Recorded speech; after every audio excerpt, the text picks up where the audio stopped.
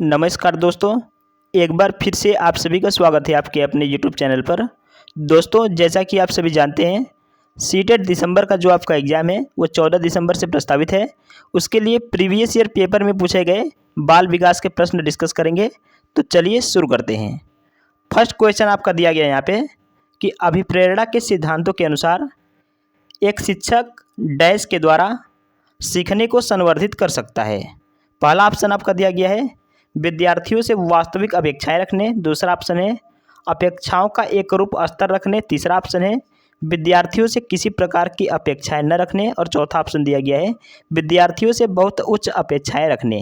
तो यहाँ पे प्रश्न आपका दिया गया है कि अभिप्रेरणा के सिद्धांतों के अनुसार एक शिक्षक डैश के द्वारा सीखने को संवर्धित कर सकता है। तो यहाँ पे आपका करेक्ट आंसर हो जाएगा ऑप्शन फर्स्ट, विद्यार्थियों से वास्तविक अपेक्षाएं रखने। फर्स्ट ऑप्शन आपका यहाँ पे करेक्ट आंसर हो जाएगा। अभिप्रेरणा के सिद्धांतों के अनुसार एक शिक्षक विद्यार्थियों से वास्तविक अपेक्षाएं रखने के द्वारा सीखने को संवर्धित कर सकता है। मनोवैज्ञानिक स्किनर ने अभिप्रेरणा को सीखने का राजमार्ग कहा है, क्योंकि यह सीखने की प्रक्रिया और उसके परिणाम दोनों को ही प्रभावित करता है। ठीक है, तो फर्स्ट ऑप्शन आपका यहाँ पर करेक्ट आंसर हो जाएगा। नेक्स्ट है आपका विकास शुरू होता है। जो विकास है हमारा वो कब शुरू होता है? पहला ऑप्शन आपका दिया गया है उत्तर बाल्यावस्था से, दूसरा ऑप्शन है प्रसव पूर्व अवस्था से, तीसरा ऑप्शन है शैशव अवस्था से और चौथा ऑप्शन है पूर्व बाल्यावस्था से। तो जो विकास है आपका वो आपका प्रसव पूर्व अवस्था से शुरू होता है, यानी कि सेकेंड ऑप्शन आपका यहाँ पे करेक्ट आंसर हो जाएगा। विकास प्रसव पूर्व अवस्था से शुरू होता है। हर्लॉक ने इस अवस्था का समय गर्भाधान से जन्म के समय अर्थात महीने या 280 दिनों तक माना है, जिसमें विकास प्रारंभ हुआ जाता है। ठीक है, तो आपका सेकेंड ऑप्शन करेक्ट आंसर हो जाएगा। नेक्स्ट है आपका बहुबुद्धि सिद्धांत के अनुसार सभी प्रकार के पशुओं, खनिज और पेड़ पौधों को पहचानने और वर्गीकृत करने की योग्यता डैश कहलाती है। प्रश्न एक बार फिर से रिपीट करते हैं कि बहुबुद्धि सिद्धांत के अनुसार सभी प्रकार के पशुओं, खनिज और पेड़ पौधों को पहचानने और वर्गीकृत करने की योग्यता डैश कहलाती है। पहला ऑप्शन है तार्किक गणितीय बुद्धि, दूसरा ऑप्शन है प्राकृतिक बुद्धि, तीसरा ऑप्शन है भाषिक बुद्धि और चौथा ऑप्शन है स्थानिक बुद्धि। तो यहाँ पे आपका करेक्ट आंसर हो जाएगा प्राकृतिक बुद्धि। ठीक है, सेकेंड ऑप्शन आपका यहाँ पे करेक्ट आंसर हो जाएगा। नेक्स्ट है आपका प्रश्न संख्या 4 का सही जवाब देने का प्रयास करेंगे। अधिकांश व्यक्तियों की बुद्धि औसत होती है, बहुत कम लोग प्रतिभा संपन्न होते हैं और बहुत कम व्यक्ति मंद बुद्धि होते हैं। यह कथन डैश के द्वारा प्रतिस्थापित सिद्धांत पर आधारित है। तो प्रश्न संख्या 4 का आप सभी सही जवाब देने का प्रयास करेंगे, तो आपका यहाँ पे करेक्ट आंसर हो जाएगा बुद्धि के वितरण। सेकेंड ऑप्शन आपका यहाँ पे करेक्ट आंसर हो जाएगा, बुद्धि के वितरण आपका यहाँ पे करेक्ट आंसर हो जाएगा। नेक्स्ट है प्रश्न संख्या 5 का सही जवाब देने का प्रयास करेंगे। प्रश्न आपका दिया गया है कि सहयोगी अधिगम में अधिक उम्र के प्रवीण विद्यार्थी छोटे और कम निपुण विद्यार्थियों की मदद करते हैं। इससे पहला ऑप्शन है गहन प्रतियोगिता होती है, दूसरा ऑप्शन है उच्च नैतिक विकास होती है, तीसरा ऑप्शन है समूह में द्वंद्व होता है और चौथा ऑप्शन है उच्च उपलब्धि और आत्मसम्मान विकसित होता है। तो यहाँ पे आपका सही जवाब बताना है। तो उच्च उपलब्धि और आत्मसम्मान विकसित होता है। फोर्थ ऑप्शन आपका यहाँ पे करेक्ट आंसर हो जाएगा। ठीक है, आगे बढ़ते हैं। प्रश्न संख्या 6 का सही जवाब देने का प्रयास करेंगे। पूर्व का अधिगम नई स्थितियों के सीखने को बिल्कुल प्रभावित नहीं करता, तो यह डैश कहलाता है। तो यह क्या कहलाता है? तो अधिगम का शून्य स्थानांतरण कहलाता है। अधिगम का शून्य स्थानांतरण कहलाता है। फर्स्ट ऑप्शन आपका यहाँ पे करेक्ट आंसर हो जाएगा। जब पूर्व का अधिगम नई स्थितियों के सीखने को बिल्कुल प्रभावित नहीं करता, तो यह अधिगम का शून्य स्थानांतरण कहलाता है। अर्थात पूर्व ज्ञान का संबंध नवीन ज्ञान से नहीं होता है। जैसे भूगोल का ज्ञान भौतिक शास्त्र में होने वाली समस्याओं का समाधान नहीं कर सकता। तो यहाँ पे फर्स्ट ऑप्शन करेक्ट हो जाएगा। ठीक है, आगे बढ़ते हैं। प्रश्न संख्या 7 का सही जवाब देने का प्रयास करेंगे। प्रश्न आपका दिया गया है कि चिंतन अनिवार्य रूप से है एक, चिंतन अनिवार्य रूप से है एक संज्ञानात्मक गतिविधि, मनोगतिक प्रक्रिया, मनोवैज्ञानिक परिघटना या फिर व्यवहार। तो प्रश्न संख्या 7 का यहाँ पे करेक्ट हो जाएगा चिंतन अनिवार्य रूप से एक मनोवैज्ञानिक परिघटना है। ठीक है, क्या है? मनोवैज्ञानिक परिघटना है। थर्ड ऑप्शन आपका यहाँ पे करेक्ट आंसर हो जाएगा। ठीक है, आगे बढ़ते हैं, प्रश्न संख्या 8 का सही जवाब देने का प्रयास करेंगे आप सभी। प्रश्न संख्या 8 आपका दिया गया है कि एक बाल केंद्रित कक्षा में बच्चे सामान्यतः सीखते हैं। पहला ऑप्शन है व्यक्तिगत और सामूहिक दोनों रूप में, दूसरा है मुख्य रूप से शिक्षक से, तीसरा ऑप्शन है व्यक्तिगत रूप से सीखते हैं या फिर समूहों में सीखते हैं। तो एक बाल केंद्रित कक्षा में बच्चे सामान्यतः जो है व्यक्तिगत और सामूहिक दोनों रूपों में सीखते हैं। फर्स्ट ऑप्शन आपका यहाँ पे करेक्ट आंसर हो जाएगा। ठीक है, आगे बढ़ते हैं, प्रश्न संख्या 9 का सही जवाब देने का प्रयास करेंगे। प्रश्न आपका दिया गया है कि पियाजे के अधिगम के संज्ञानात्मक सिद्धांत के अनुसार वह प्रक्रिया जिसके द्वारा संज्ञानात्मक संरचना को संशोधित किया जाता है डैश कहलाता है। तो यहाँ पे जो आपका कहलाता है वो समावेशन कहलाता है। क्या कहलाता है? समावेशन कहलाता है। पियाजे के अधिगम के संज्ञानात्मक सिद्धांत के अनुसार वह प्रक्रिया जिसके द्वारा संज्ञानात्मक संरचना को संशोधित किया जाता है समावेशन कहलाती है। यह संरचना वातावरण में उपस्थित उद्दीपकों और व्यवहार के बीच मध्यस्थता का कार्य करता है। ठीक है, तो यहाँ पे थर्ड ऑप्शन आपका यहाँ पे करेक्ट आंसर हो जाएगा। नेक्स्ट यहाँ पर आपका प्रश्न संख्या 10 का सही जवाब देने का प्रयास करेंगे। प्रश्न आपका दिया गया है कि एक शिक्षिका अपने शिक्षार्थियों की सदैव इस रूप में सहायता करती है कि वे एक विषय क्षेत्र से प्राप्त ज्ञान को दूसरे विषय क्षेत्रों के ज्ञान के साथ जोड़ सके। इससे डैश को बढ़ावा मिलता है। यानी कि एक शिक्षिका अपने शिक्षार्थियों की सदैव इस रूप में सहायता करती है कि वे एक विषय क्षेत्र से प्राप्त ज्ञान को दूसरे विषय क्षेत्रों के ज्ञान से जोड़ सके। इससे जो है डैश को बढ़ावा मिलता है। तो आपको सही जवाब बताना है। तो ज्ञान के सहसंबंध एवं अंतरण को जो है बढ़ावा मिलता है। सेकेंड ऑप्शन आपका यहाँ पे करेक्ट आंसर हो जाएगा। ठीक है, आगे बढ़ते हैं, 11 नंबर का सही जवाब देने का प्रयास करेंगे। प्रश्न आपका दिया गया है कि सृजनात्मकता मुख्य रूप से डैश से संबंधित है। जो आपका सृजनात्मकता है यानी कि क्रिएटिविटी है वो किससे संबंधित है? तो यहाँ पे आपका हो जाएगा अपसारी बहुविध चिंतन से। ठीक है, अपसारी बहुविध चिंतन से संबंधित है। फोर्थ ऑप्शन आपका यहाँ पे करेक्ट आंसर हो जाएगा। ठीक है, आगे बढ़ते हैं, प्रश्न संख्या 12 का सही जवाब देने का प्रयास करेंगे। प्रश्न आपका दिया गया है कि एक विद्यार्थी मेडिकल कॉलेज में दाखिला लेने के लिए कठिन परिश्रम करता है ताकि वह प्रवेश परीक्षा में उत्तीर्ण हो सके। वह विद्यार्थी डैश रूप से अभिप्रेरित है। व्यक्तिगत रूप से अभिप्रेरित है कि अनुभविक रूप से अभिप्रेरित है कि आंतरिक रूप से अभिप्रेरित है कि बाह्य रूप से अभिप्रेरित है। प्रश्न संख्या 12 का सही जवाब देने का प्रयास करेंगे। एक विद्यार्थी मेडिकल कॉलेज में दाखिला लेने के लिए कठिन परिश्रम करता है ताकि वह प्रवेश परीक्षा में उत्तीर्ण हो सके। वह विद्यार्थी डैश रूप में अभिप्रेरित है। तो एक विद्यार्थी मेडिकल कॉलेज में दाखिला लेने के लिए कठिन परिश्रम करता है ताकि वह प्रवेश परीक्षा में उत्तीर्ण हो सके। यह विद्यार्थी आंतरिक रूप से अभिप्रेरित है, क्योंकि जब कोई विद्यार्थी किसी कार्य को अपनी स्वयं की इच्छा से करता है तथा इस कार्य को करने से उसे सुख एवं संतोष प्राप्त होता है।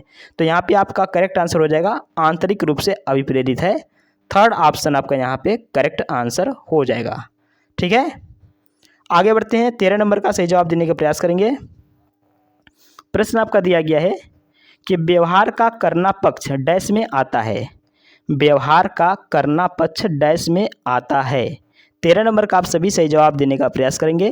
तो व्यवहार का करना पक्ष सीखने के संज्ञानात्मक क्षेत्र में आता है। कहाँ पे आता है? सीखने के संज्ञानात्मक क्षेत्र में आता है, क्योंकि व्यवहार का देखना, अवबोधन करना, समझना तथा अंतर्निहित करना ही संज्ञान है, जिन्हें व्यवहार के प्रतिमान कहा जा सकता है। तो आपका सीखने के संज्ञानात्मक क्षेत्र आपका यहाँ पे करेक्ट आंसर हो जाएगा थर्ड ऑप्शन। ठीक है, आगे बढ़ते हैं, प्रश्न संख्या 14 का सही जवाब देने का प्रयास करेंगे। प्रश्न आपका दिया गया है कि विज्ञान एवं कला प्रदर्शनियाँ, संगीत एवं नृत्य प्रस्तुतियों तथा विद्यालय पत्रिका निकालना डैश के लिए है। तो यहाँ पे आपका हो जाएगा शिक्षार्थियों को सृजनात्मक मार्ग उपलब्ध कराने। फर्स्ट ऑप्शन आपका यहाँ पे करेक्ट आंसर हो जाएगा। ठीक है, आगे बढ़ते हैं, 15 नंबर का सही जवाब देने का प्रयास करेंगे। प्रश्न आपका दिया गया है कि एक शिक्षिका अपने शिक्षार्थियों को अनेक तरह की सामूहिक गतिविधियों में व्यस्त रखती है, जैसे कि समूह चर्चा, समूह परियोजनाएं, भूमिका निर्वाह आदि। यह सीखने के किस आयाम को उजागर करता है? 15 नंबर का आप सभी को सही जवाब बताना है। पहला ऑप्शन दिया गया कि सामाजिक गतिविधि के रूप में अधिगम, दूसरा ऑप्शन है मनोरंजन द्वारा अधिगम, तीसरा ऑप्शन है भाषा निर्देशित अधिगम, चौथा ऑप्शन है प्रतियोगिता आधारित अधिगम। तो यहाँ पे आपका करेक्ट आंसर हो जाएगा सामाजिक गतिविधि के रूप में अधिगम। फर्स्ट ऑप्शन आपका यहाँ पे करेक्ट हो जाएगा।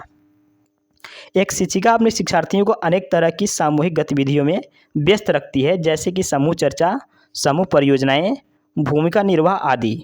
यह सीखने के सामाजिक गतिविधि के रूप में अधिगम को उजागर करता है। इन गतिविधियों के द्वारा शिक्षार्थियों में सामाजिकरण के कौशल का विकास होता है। तो आपका यहाँ पे फर्स्ट ऑप्शन सबसे करेक्ट आंसर हो जाएगा, फर्स्ट ऑप्शन। ठीक है, आगे बढ़ते हैं। 16 नंबर का आप सभी सही जवाब देने का प्रयास करेंगे। 16 नंबर का प्रश्न आपका दिया गया है कि जब एक शिक्षिका दृष्टिबाधित शिक्षार्थी को कक्षा के अन्य शिक्षार्थियों के साथ सामूहिक गतिविधियों में शामिल करती है तो वह, पहला ऑप्शन है कि कक्षा के लिए सीखने हेतु बाधाएं उत्पन्न कर रही है, दूसरा ऑप्शन है समावेशी शिक्षा की भावना के अनुसार कार्य कर रही है, तीसरा ऑप्शन है सभी शिक्षार्थियों में दृष्टिबाधित शिक्षार्थी के प्रति सहानुभूति विकसित करने में मदद कर रही है, और चौथा ऑप्शन है दृष्टिबाधित शिक्षार्थी पर संभवतः तनाव बढ़ा रही है। 16 नंबर का आप सभी सही जवाब देने का प्रयास करेंगे। तो यहाँ पे आपका करेक्ट आंसर हो जाएगा समावेशी शिक्षा की भावना के अनुसार कार्य कर रही है। सेकेंड ऑप्शन करेक्ट आंसर हो जाएगा।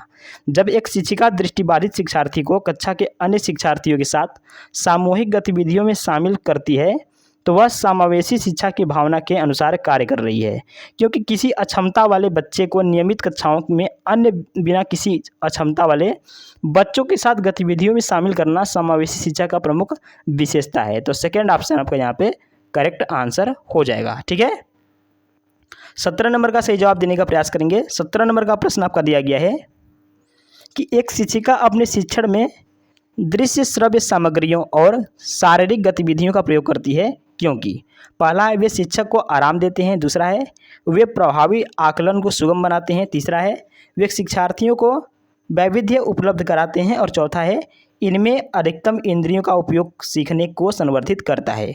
तो 17 नंबर का आप सभी सही जवाब देने का प्रयास करेंगे। तो एक शिक्षिका अपने शिक्षण में दृश्य श्रव्य सामग्रियों और शारीरिक गतिविधियों का प्रयोग करती है, क्योंकि इनमें अधिकतम इंद्रियों का उपयोग सीखने को संवर्धित करता है। कोहलबर्ग के अनुसार दृश्य श्रव्य सामग्रियों में आँख और कान एक साथ कार्य करते हैं, क्योंकि ज्ञान विभिन्न ज्ञानेंद्रियों के माध्यम से प्राप्त किया जाता है। तो फोर्थ ऑप्शन आपका यहाँ पे करेक्ट हो जाएगा, इनमें अधिकतम इंद्रियों का उपयोग करने को संवर्धित करता है। फोर्थ ऑप्शन आपका यहाँ पे करेक्ट आंसर हो जाएगा। नेक्स्ट है आपका 18 नंबर का सही जवाब देने का प्रयास करेंगे। प्रश्न आपका दिया गया है कि कोहलबर्ग के अनुसार सही और गलत प्रश्न के बारे में निर्णय लेने में शामिल चिंतन प्रक्रिया को कहा जाता है। कोहलबर्ग के अनुसार सही और गलत प्रश्न के बारे में निर्णय लेने में शामिल चिंतन प्रक्रिया को कहा जाता है। तो आपका यहाँ पे करेक्ट आंसर हो जाएगा नैतिक तर्कड़ा कहा जाता है। क्या कहा जाता है? नैतिक तर्कड़ा कहा जाता है। सेकेंड ऑप्शन आपका यहाँ पे करेक्ट आंसर हो जाएगा। कोहलबर्ग के अनुसार सही और गलत प्रश्न के बारे में निर्णय लेने में शामिल चिंतन प्रक्रिया को नैतिक तर्कड़ा कहा जाता है। ठीक है, आगे बढ़ते हैं। 19 नंबर का आप सभी सही जवाब देने का प्रयास करेंगे। प्रश्न आपका यहाँ पे दिया गया है कि एक विद्यार्थी अपने समकक्ष व्यक्तियों के समूह के प्रति आक्रामक व्यवहार करता है और विद्यालय के मानदंडों को नहीं मानता। इस विद्यार्थी को डैश में सहायता की आवश्यकता है। तो यहाँ पे ऑप्शन दिया गया है भावनात्मक क्षेत्र, दूसरा ऑप्शन आपका यहाँ पे दिया गया है उच्च स्तरीय चिंतन कौशल, तीसरा ऑप्शन है संज्ञानात्मक क्षेत्र, और चौथा ऑप्शन है मनोगत्यात्मक क्षेत्र। तो यहाँ पे आपका करेक्ट आंसर हो जाएगा एक विद्यार्थी अपने समकक्ष व्यक्तियों के समूह के प्रति आक्रामक व्यवहार करता है और विद्यालय के मानदंडों को नहीं मानता। इस विद्यार्थी को डैश में सहायता की आवश्यकता है, तो भावनात्मक क्षेत्र में सहायता की आवश्यकता है। फर्स्ट ऑप्शन आपका यहाँ पे करेक्ट आंसर हो जाएगा, फर्स्ट ऑप्शन करेक्ट हो जाएगा। ठीक है, आगे बढ़ते हैं। 20 नंबर का सही जवाब देने का प्रयास करेंगे। प्रश्न आपका दिया गया है कि शिक्षकों को यह सलाह दी जाती है कि वे अपने शिक्षार्थियों को सामूहिक गतिविधियों में शामिल करें, क्योंकि सीखने को सुगम बनाने के लिए अतिरिक्त ये डैश में भी सहायता करती है। पहला ऑप्शन दिया गया है दुश्चिंता दिया गया है, दूसरा ऑप्शन है सामाजिकरण, तीसरा ऑप्शन है मूल्य द्वंद्व, और चौथा ऑप्शन है आक्रामकता। तो शिक्षकों को ये सलाह दी जाती है कि वे अपने शिक्षार्थी को सामूहिक गतिविधियों में शामिल करें, क्योंकि सीखने को सुगम बनाने के अतिरिक्त ये सामाजिकरण में भी सहायता करती हैं। सामाजिकरण द्वारा शिक्षार्थियों में उसके समूह मानकों के अनुसार वास्तविक व्यवहार का विकास होता है। तो यहाँ पे आपका सेकंड ऑप्शन करेक्ट हो जाएगा, सामाजिकरण यानी कि सोशलाइजेशन। सेकंड ऑप्शन आपका यहाँ पे करेक्ट आंसर हो जाएगा। 21 नंबर का आप सभी सही जवाब देने का प्रयास करेंगे। प्रश्न आपका दिया गया है कि समावेशी शिक्षा किस विद्यालयी शिक्षा व्यवस्था की ओर संकेत करती है।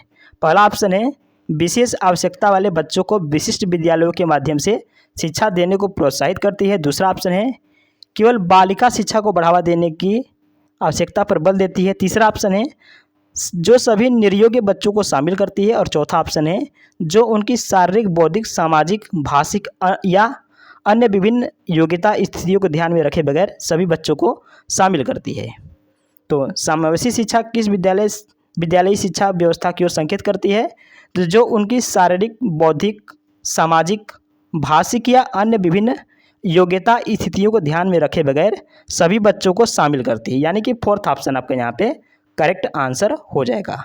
ठीक है, आगे बढ़ते हैं। 22 नंबर का आप सभी सही जवाब देने का प्रयास करेंगे। 22 नंबर का प्रश्न आपका दिया गया है कि निम्नलिखित में से कौन सा मुख्य रूप से आनुवंशिकता संबंधी कारक है। यहाँ से आपसे आनुवंशिकता संबंधी कारक पूछा गया है।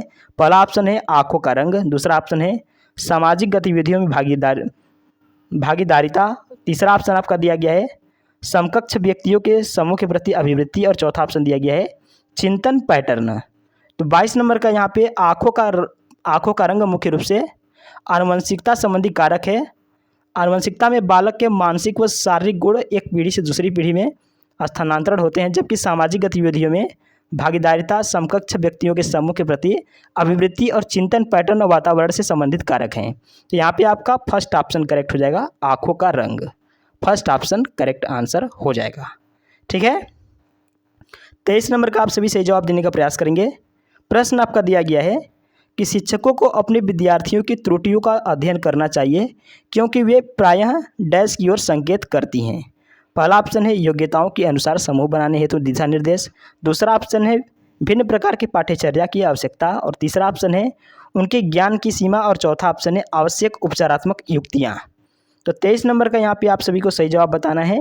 तो शिक्षकों को अपने विद्यार्थियों की त्रुटियों का अध्ययन करना चाहिए क्योंकि वे प्रायः आवश्यक उपचारात्मक युक्तियों की ओर संकेत करती है। फोर्थ ऑप्शन आपका यहाँ पे करेक्ट आंसर हो जाएगा। ठीक है, आगे बढ़ते हैं। 24 नंबर का सही जवाब दीजिए। 24 नंबर का प्रश्न आपका है कि सीमा हर पाठ को बहुत जल्दी सीख लेती है जबकि लीना उसे सीखने में ज़्यादा समय लेती है। यह विकास के सिद्धांत को दर्शाता है। 24 नंबर का यहाँ पे आपका हो जाएगा व्यक्तिक भिन्नता को दर्शाता है।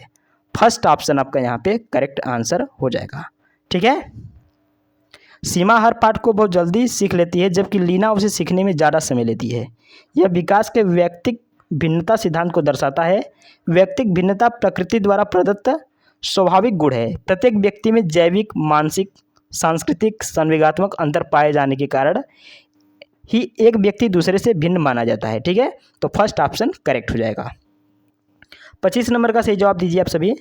25 नंबर का प्रश्न आपका दिया गया है कि निम्नलिखित में से डैश के अतिरिक्त सभी वातावरणीय कारक विकास को आकार देते हैं। तो आपका हो जाएगा शारीरिक गठन। शारीरिक गठन जो है आपका यहाँ पे करेक्ट आंसर हो जाएगा। शारीरिक गठन के अतिरिक्त सभी वातावरणीय कारक विकास को आकार देते हैं क्योंकि पौष्टिकता की गुणवत्ता, संस्कृति और शिक्षा की गुणात्मकता, वातावरण संबंधी ऐसे कारक हैं जो किसी बालक के उचित विकास में सहायक है।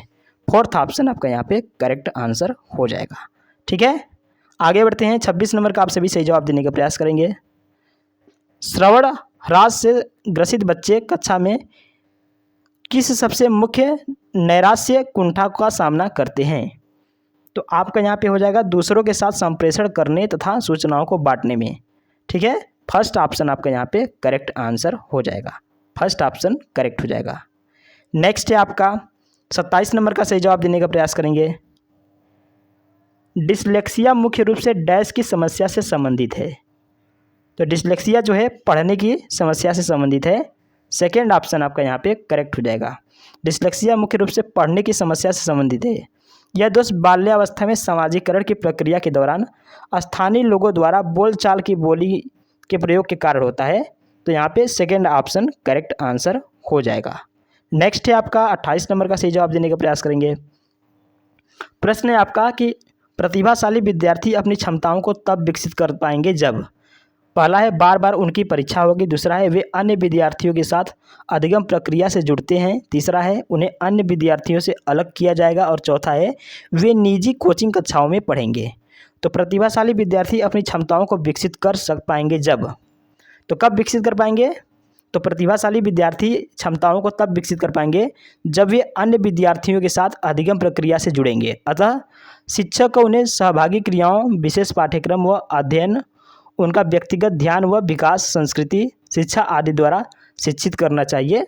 तो सेकेंड ऑप्शन आपका यहाँ पे करेक्ट हो जाएगा, वे अन्य विद्यार्थियों के साथ अधिगम प्रक्रिया से जुड़ते हैं। ठीक है, सेकेंड ऑप्शन आपका यहाँ पे करेक्ट आंसर हो जाएगा।